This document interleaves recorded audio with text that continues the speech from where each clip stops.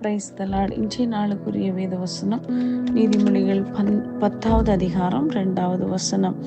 அநியாயத்தின் திரவியங்கள் ஒன்றுக்கும் உதவாது, நீதியோ மரணத்துக்கு தப்புவிக்கும். அன்புக்குரியவர்களே, இந்த அருமையான காலவேளையிலே அருமைநாதர் இயேசு கிறிஸ்துவின் இனிய நாமத்தில் உங்களை வாழ்த்துகிறேன். கர்த்தர் தந்த அருமையான வசனத்திற்காக நன்றி செலுத்துவோம். நீதியோ மரணத்துக்கு நம்மை தப்புவிக்க வல்லமை உள்ளதாய் இருக்கிறது. பாருங்கள், இந்த உலகத்திலே நாம் எவ்வளவு ஆஸ்திகளை சம்பாதித்தாலும் அவையெல்லாம் வெறுமை என்று சொல்லப்பட்டிருக்கிறது. அதனால் தான் பிரசங்கி சொல்லும்போது பிரசங்கியிலே சொல்லப்பட்டிருக்கிறது, வானத்தின் கீழே பூமியின் மேலே காண்கிற எல்லா மாயையும் மனதுக்கு சஞ்சலமாய் இருக்கிறது. ஒரு மனிதன் எப்படி ஒரு தாயினுடைய கர்ப்பத்திலிருந்து இறங்கி வருகிறானோ அதே போல அவன் திரும்பவும் பயணிக்கிறான்.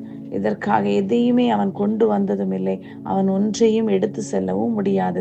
காரணம், இந்த பூமியில் உள்ள மாயையான காரியங்களை பரலோகம் ஒரு நாளும் அனுமதிப்பதில்லை.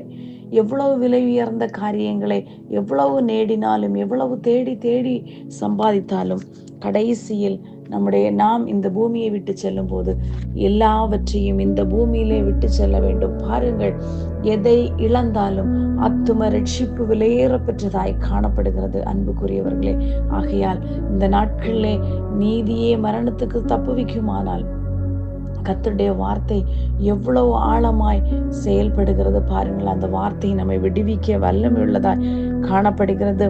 போதுமென்ற மனதுடனே கூடிய எதை கர்த்தர் நமக்கு அனுமதித்திருக்கிறாரோ அதில் நாம் நம்பிக்கையுடையவர்களாய், அதிலே போதுமென்ற மனதோடு தெய்வ பக்தியே சிறந்த ஆதாயம் என்று கர்த்தருடைய வேதம் சொல்லுகிறது.